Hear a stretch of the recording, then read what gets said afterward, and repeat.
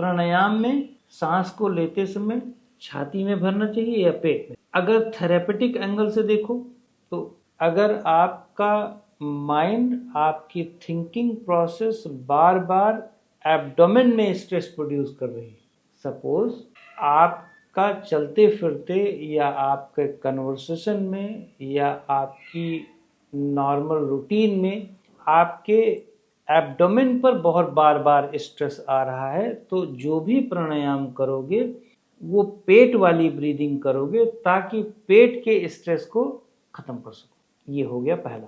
कुछ लोग हैं, एंग्सियस लोग हैं, जो बात करते समय या स्ट्रेस के टाइम में या एंजाइटी के टाइम में उनको चेस्ट में स्क्वीजिंग होती है, चेस्ट में स्ट्रेस देते हैं, जैसे उनको पैल्पिटेशन होने लगती है, जैसे उनकी ब्रेथलेसनेस होने लगती है, जैसे उनको बोलने में कपकपाहट होने लगती है। उन सभी को यदि प्राणायाम पहले कराओगे तो चेस्ट बेस्ड प्राणायाम कराओगे। ये 2 तरीके हो गए, राइट।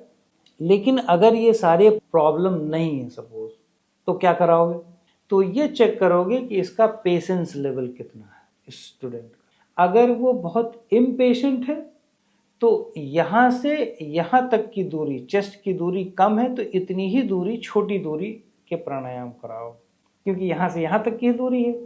ऑलरेडी उसका पेशेंस लेवल बहुत हाई नहीं है तो वो बहुत लंबा करेगा, लंबी दूरी वाला प्राणायाम करेगा, मीन्स नॉस्ट्रल से लेके एब्डोमेन तक जाएगा, तो वो उसके लिए पॉसिबल नहीं है। उतनी ही दूरी में उसकी कंसंट्रेशन का स्पैन गड़बड़ हो जाएगा, वो 1000 थॉट सोचेगा।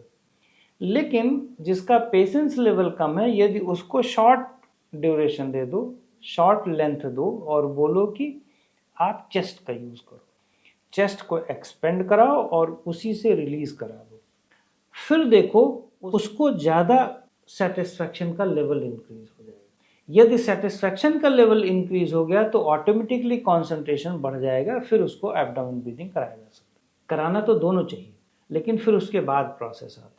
लेकिन अगर किसी भी आदमी का पेशेंस लेवल ज़्यादा है और उसकी अंडरस्टैंडिंग, ऑटोमेटिकली पेशेंस लेवल ज़्यादा होने का मतलब कि अंडरस्टैंडिंग का लेवल भी ज़्यादा है, वो ज़्यादा समझने में कामयाब हो रहा है फिलॉसफी को, तो उसको कहा जाता है कि जितनी लंबी ब्रीदिंग करो, लंबी कर दो। लंबी का मतलब फिजिकल लंबाई नहीं, लंबी का मतलब जितना अनुभव करोगे ऑटोमेटिकली लंबी हो जाएगी, है ना। जैसे खाना है, अब कह दो कि जी 32 बार चबाओ, तो यहाँ तो इम्पेशेंट लोगों को 32 बार काउंट में बांधा ना, लेकिन किसी को कह दो कि ज़्यादा इसे टेस्ट करो, तो ऑटोमेटिकली 32 बार से ज़्यादा तो वो 2 मिनट तक चबाते रह जाएगा, क्योंकि टेस्ट डेवलप करने में लग गया ना, उसमें से टेस्ट की फीलिंग आ गई ना उसको। तो सेम जब उसकी लेंथ को बढ़ जाएगा, मतलब उसकी ब्रीदिंग की लेंथ बढ़ जाएगी, तो ऑटोमेटिकली डायफ्राम और स्टमक पे आ जाएगा। चेस्ट तो रहेगा ही, लेकिन ऑटोमेटिकली डायफ्राम में भी आ जाएगा और एब्डोमेन, लोअर, मिडिल सब में आ जाएगा। इसीलिए जितनी भी लॉन्ग और डीपर ब्रीदिंग फीलिंग में रहती है, उन सभी को 5 वायु ऑटोमेटिकली कंट्रोल में आ जाती है। जितने भी टर्टल ब्रीदिंग हम बताते हैं, यद्यपि वो चेस्ट ब्रीदिंग है, डायफ्राम ब्रीदिंग है, लेकिन उसकी लंबाई बहुत है, उसमें भी लंबाई बहुत है। इतनी लंबाई होती है कि आप 1 मिनट में एक ब्रीदिंग कर लो, 1 मिनट 10 सेकंड में एक ब्रीदिंग होती है, मतलब इनहेलेशन और एक्सहेलेशन। जो इम्पेशेंट आदमी है वो उतने में तो वो हैरान हो जाएगा, वो तो कहेगा जल्दी सांस लो, जल्दी सांस लो, जल्दी फेंको, क्योंकि अभी लंग्स में पेशेंस का लेवल नहीं है, क्योंकि उसका ओनर इम्पेशेंट बैठा है ऊपर।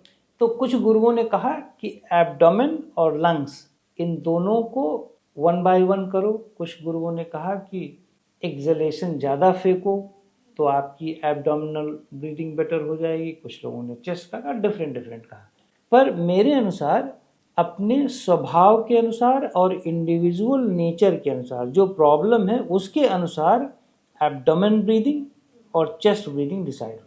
अगर नेचर के अनुसार कर देते हो तो इमीडिएटली, 2-3 दिन की बात मैं नहीं कह रहा हूँ, फर्स्ट 11 मिनट में ही आपको बेनिफिट मिल जाना चाहिए। और ये बड़े लोगों को तो छोड़ दो, छोटे बच्चों पे मैंने प्रयोग किया है, वो 2-4 मिनट में ही सो जाते हैं। तो इवन की बॉडी में एक्सट्रीम हीट किसी को होती थी, 17-18 साल का बच्चा था, एक्सट्रीम मतलब चेहरा जलता था उसका, और एब्डोमेन ब्रीदिंग से वो हीट खत्म कर दी, बिल्कुल खत्म कर दी, क्योंकि एब्डोमेन में हीट थी, वो ब्रीदिंग से हीट को लेसर कर दी, कंट्रोल हो गया। बॉडी का अपना एक सेट टेम्परेचर है।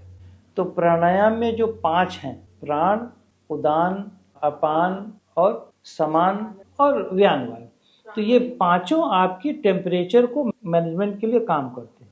यदि इन पांचों पर अच्छी तरह से काम किया जाए, पर ध्यान दो, पहले फिलॉसफिकली हम समझाते हैं कि ये प्राण ये करता है, ये वायु ये करती है, इस वायु के ये प्रॉपर्टीज होते हैं, और कितनी प्राणायाम की, कितने आसन की कितनी लेंथ होनी चाहिए, आसन में कौन सा डोमिनेंट पार्ट होना चाहिए, तो ये वाली वायु घटती है।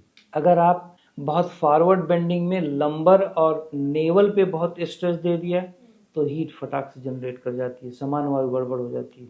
कुछ लोग सोचते हैं कि शायद यहाँ पर जितना नाभि के एरिया को जितना कुटाई करो, जितना ज़्यादा दबाव दो, जितना ज़्यादा प्रेशर दो, आपका समान वायु, आपकी नेवल स्ट्रांगर हो जाती है, पर नहीं होती। तो मेरे अपने अनुभव में ये सब आपके बॉडी के टेम्परेचर को बेहतर करता है। जितना ज़्यादा टेम्परेचर मेंटेन ढंग से रहता है, उतना ज़्यादा आपकी हेल्थ हो जाती है। बाहर से टेम्परेचर नहीं दिखता है, ये नहीं मत सोचो कि 104 बुखार आ गया, बॉडी का इंटरनल टेम्परेचर